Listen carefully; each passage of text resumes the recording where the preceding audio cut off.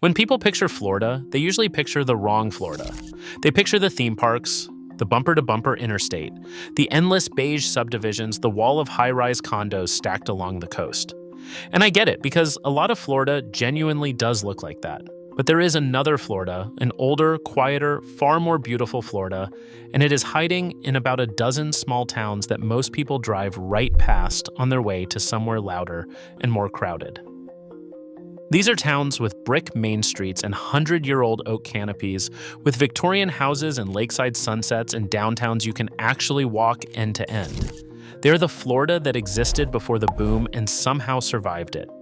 And today, I'm going to show you the 10 most beautiful small towns to actually live in, not just visit, in the entire state.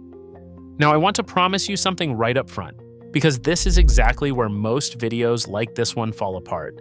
This is not a tourism reel. I am not going to just flash pretty pictures at you and move on. For every single one of these 10 towns, I'm going to give you 3 specific things. What actually makes it beautiful? The real current home value, straight from Zillow, so you know what it truly costs to live there. And the honest catch, the thing the glossy travel articles conveniently leave out, whether that is a flood zone, a long drive to the nearest hospital, or a charming downtown that turns into a parking nightmare 3 months a year. Because a beautiful town you cannot actually live in is just a postcard, and you deserve more than a postcard. One more thing to set your expectations correctly. These towns are not cheap, and they are not all the same price, so ignore anyone who hands you a single magic number. Across these 10 towns, home values run from around $240,000 in the most affordable, all the way up to nearly $600,000 in the priciest. Beauty in Florida comes at every price point, and I will tell you exactly where each one lands so there are no surprises. Let us count them down from 10 to 1. Number 10 is Micanopy, tucked into the oak forests of north-central Florida, and it is the purest time capsule on this entire list. This is the town that time genuinely forgot in the best possible way. A single main street canopied by enormous live oaks dripping with Spanish moss, lined with antique shops and buildings that have stood for well over a century. It is so postcard perfect that Hollywood has filmed here. What makes Micanopy beautiful is that nothing about it has been modernized or paved over. It feels like stepping into 1890. Now, the honest part. Micanopy is tiny, just a few hundred people, so homes here almost never come up for sale. And when they do, they tend to land somewhere in the low to mid 300,000s. And because it is so small, it has almost no services of its own. You will drive to nearby Gainesville for a real grocery store, a hospital, and an airport. Micanopy is for the person who wants profound quiet and genuine history, and who does not mind driving 20 minutes for a gallon of milk.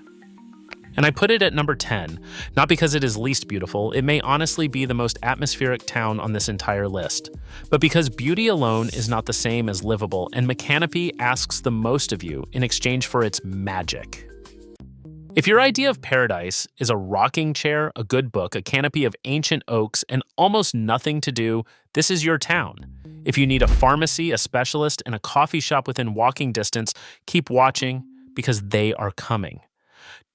Number 9 is Apalachicola, out on the Panhandle stretch that locals call the Forgotten Coast, and the name tells you everything.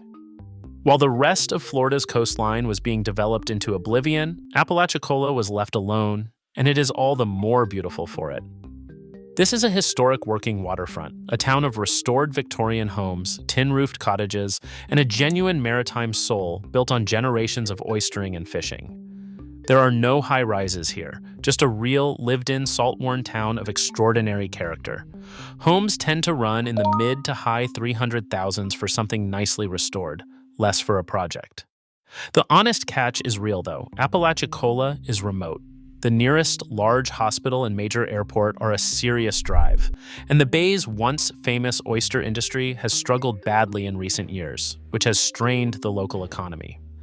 It is beautiful and authentic, but it is genuinely far from everything, and that isolation is the price of its peace. Picture your daily life honestly here. Your morning is a walk down to the water past shrimp boats and Victorian storefronts, and it is glorious. But a specialist appointment or a flight anywhere means the better part of a day in the car. Apalachicola is a town you choose with your whole chest, knowing exactly what you are trading. For the right person, a writer, a retiree who wants nothing but salt air and quiet, it is close to perfect. For anyone who needs the modern world close at hand, it will feel very far away very fast. Number 8 is Cedar Key, and I need to handle this one with complete honesty, because it is one of the most beautiful and one of the most vulnerable towns in Florida at the same time. Cedar Key is an old Florida island village, a cluster of stilt houses and artist studios and clam farms out where the marsh meets the Gulf, with none of the condos or chain stores that swallowed the rest of the coast. It is genuinely magical, a place that looks and feels like Florida did 100 years ago. But here is the catch, and it is a big one. In the span of just 13 months, Cedar Key was struck by 3 separate hurricanes, and the last of them, in the fall of 2024, drove a record storm surge over 12 feet high through the town, washing historic wooden homes right into the Gulf. Nearly 2 years later, the town is still rebuilding, and the reality is that Cedar Key sits low, faces rising water, and carries some of the most serious flood risk and highest flood insurance costs in the state. I am not telling you not to love it. I am telling you that if you buy here, you buy elevation and insurance as much as you buy a home, and you go in with your eyes wide open. And I want to say the other half of that honestly too, because Cedar Key deserves it. This is a town that keeps rebuilding, and the people here are as much a part of its beauty as the marsh and the light.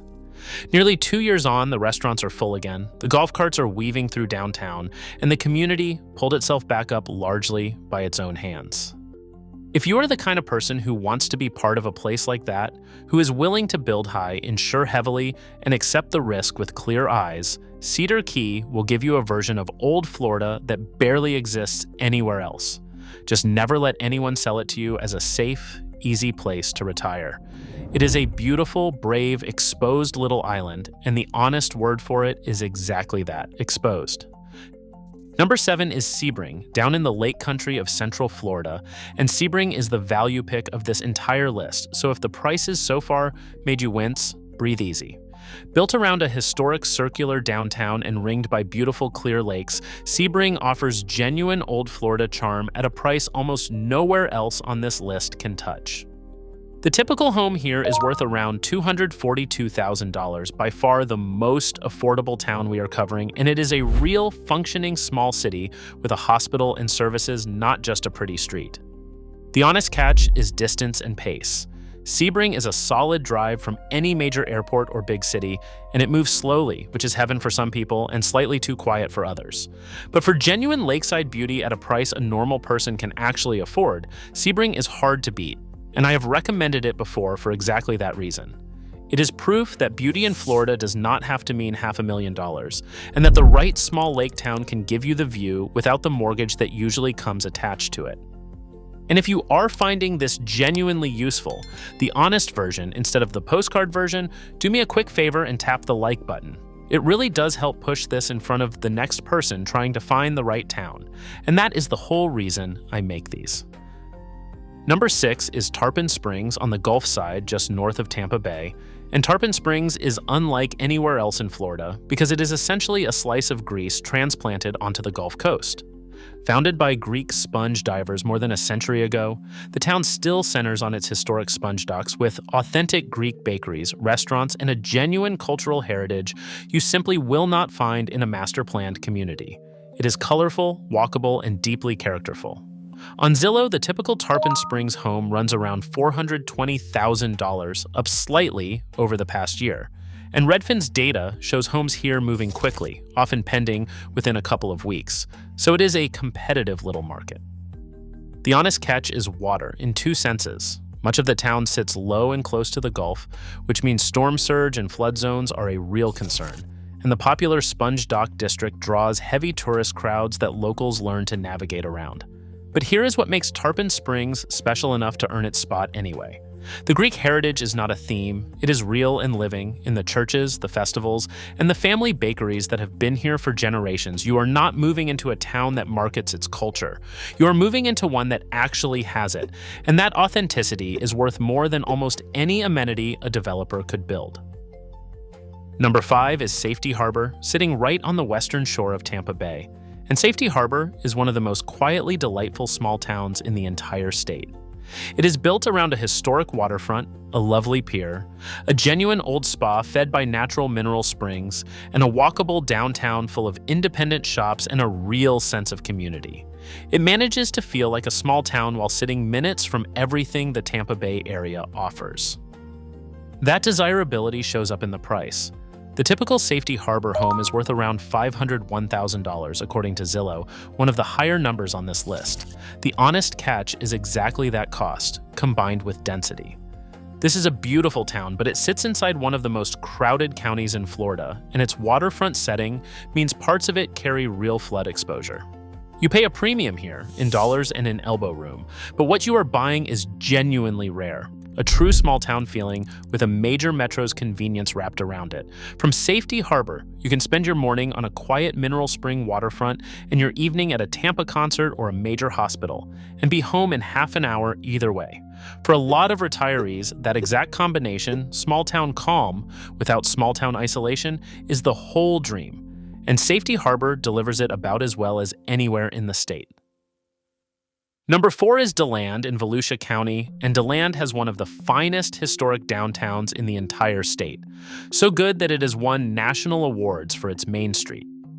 Anchored by the beautiful campus of Stetson University, DeLand's downtown is a stretch of lovingly preserved early 20th century buildings, brick streets, independent theaters, cafes, and bookshops, with a genuine cultural energy that a lot of small towns lose.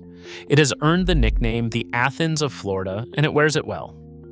On Zillow, the typical DeLand home is around $333,000, up a couple percent on the year, and comfortably below the priciest towns here. The honest catch is a mixed bag. As a university town, it has a share of student rentals, its inland location means real summer heat with no coastal breeze, and it sits close enough to the larger Daytona Beach area that you will want to know your specific neighborhood well before you buy. But the university is also DeLand's secret weapon. A college in a small town means a real bookstore, a concert hall, visiting speakers, good coffee, and a downtown that stays alive year-round instead of shuttering at 5 o'clock. A lot of pretty Florida towns are beautiful but sleepy. DeLand is beautiful and awake, and for many people, that is the whole difference between a place to look at and a place to live. And here is the question I want you holding as we reach the top 3, because it is the real one underneath this whole video. What is beauty actually worth to you? And what will you trade for it? A longer drive? A higher insurance bill? A smaller house? Keep that in mind because the last 3 towns each answer it differently, and the right one for you depends entirely on your honest answer. Number 3 is Fernandina Beach, up on Amelia Island in the far northeast corner of the state. And Fernandina is, put simply, one of the most beautiful towns in the American South, not just in Florida. It has a 50-block historic district packed with stunning Victorian mansions, a genuine deepwater shrimping harbor, moss-draped oaks, and wide Atlantic beaches, all wrapped in a walkable downtown of restaurants and galleries. It is elegant, historic, and coastal all at once, a genuinely rare combination. But that beauty commands the highest price on this entire list.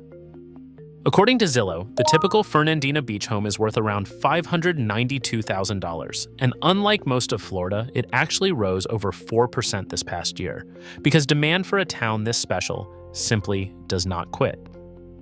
The honest catch is the obvious one, cost, plus the reality that any barrier island town carries hurricane and flood exposure and the insurance that comes with it. Fernandina is spectacular. It is also the town on this list that will test your budget the hardest. But here is the honest case for paying it. Fernandina is not a boomtown that will correct next year. Its beauty is permanent, its historic district is protected, and its island is finite, which is exactly why its values rose while much of coastal Florida fell. If you have the budget and you want a town that will still be this beautiful and this desirable in 30 years, Fernandina is less a splurge than a genuine long-term hold. You are not overpaying for charm. You are paying for scarcity that does not go away. And figuring out exactly this, which beautiful Florida towns are genuinely worth what they cost, and which ones are charging you a premium you will regret, is the whole reason the Florida Buy and Avoid list for 2026 exists. It lays out 40 Florida towns, 20 to buy and 20 to avoid, in one place, with the real price and livability picture checked on every single one. The link is sitting in the description right below this video. If you want the full map before you commit to anywhere, that is where it lives. Number 2 is Dunedin, back on the Gulf side of Pinellas County. And if you asked me to name the single most livable, beautiful small town in Florida, not just the prettiest to look at, but the best to actually build a life in, Dunedin would be at the very top of the conversation. It has a genuinely walkable, vibrant downtown full of breweries, cafes, and independent shops, a waterfront on the Gulf, a Scottish heritage it celebrates with real pride, and the Pinellas Trail running right through it for biking and walking. Just offshore sits Honeymoon Island, one of the finest beaches in the state. It has beauty and it has life, which is a rarer combination than you would think. The typical Dunedin home is worth around $429,000 on Zillow, up more than 3% this year, and Redfin shows it as a genuinely active market. The honest catch is that Dunedin sits in a dense, popular county that took serious storm impacts in recent seasons, so flood zones and storm surge are real considerations here, and the town's popularity means it is neither cheap nor quiet in its downtown core. But for pure quality of life inside genuine beauty, Dunedin is extraordinary. And that brings us to number 1, the town that, for me, most completely earns the title of the most beautiful small town to live in Florida, Mount Dora. Perched on the rolling hills above a large lake in the heart of central Florida, Mount Dora looks and feels like a New England village that somehow drifted south and decided to stay. Its downtown is a storybook of Victorian architecture, antique shops, a historic lighthouse on the lake, and streets that actually roll up and down, a genuine rarity in famously flat Florida. It hosts beloved festivals throughout the year, it has a thriving arts scene, and it sits close enough to Orlando that you get a major airport and world-class hospitals within easy reach, which solves the exact problem that holds back so many of the tinier towns on this list. And here is why Mount Dora takes the crown. It is the rare town that gives you almost everything at once. Real, jaw-dropping beauty, a walkable, living downtown, genuine community and culture, and access to big city services when you need them. On top of all that, it is reasonably priced for what it offers. The typical Mount Dora home is worth around $392,000 on Zillow, right about the Florida average, and actually down slightly over the past year, which means for the first time in a while, patient buyers have a little room to negotiate. The honest catch is mild but real. Mount Dora's popularity means its festivals bring genuine crowds and traffic several times a year, and its charm has made it a target for growth, so the quiet you are buying is a quiet you will want to protect. But if I could send someone to just one beautiful small town in Florida to actually live and have them get beauty, life, and practicality all in one place, I would send them to Mount Dora. Stand on the lakefront at sunset with the old lighthouse catching the last light and the hills of the town rising behind you, and you will understand why people who move here rarely leave. It is the closest thing Florida has to a town that feels like a warm memory you have not made yet. That is a rare thing to be able to buy, and Mount Dora sells it at a fair price. Now, a caveat that applies to all 10, because I promised you honesty, and this is the most important piece of it. Beautiful and desirable are two sides of the same coin, and desirable means demand, and demand means these towns are, on the whole, not bargains. Several of them sit well above the Florida average home value for a reason, so do not let the charm switch off your brain. Every single one of these towns still requires the same homework as anywhere else. Get a real insurance quote for the specific address, because in the coastal ones especially, that number can be brutal. Check the flood map for the exact lot, not the town. And measure the true drive to the nearest hospital, because a beautiful downtown means nothing at 2 in the morning when you need an emergency room 40 minutes away. One more thing worth doing, look up how these towns feel in season versus off-season, because several of them, on Redfin's own market data, are competitive enough that homes move fast and prices firm up right when the snowbirds and tourists arrive. The charming, empty street you toured in July can be a very different place in February. Beauty is real, and it is worth paying for. It is just never a reason to skip the math. So here is my question for you, and I read every one of these. Which of these 10 towns speaks to you, and which one would you actually move to if you could pick tomorrow? Tell me in the comments, and if you already live in one of them, tell Tell everyone the honest truth, the part the video could not cover, the thing you wish you had known before you moved. Because the person living there always knows more than any list. And if this was your kind of video, the one you want next is the one on the Florida lake towns where waterfront homes are still genuinely affordable. Because it is the same idea, real beauty at a real price, aimed squarely at the budget these towns sometimes strain. Go watch that one next. And subscribe to Florida Pulse.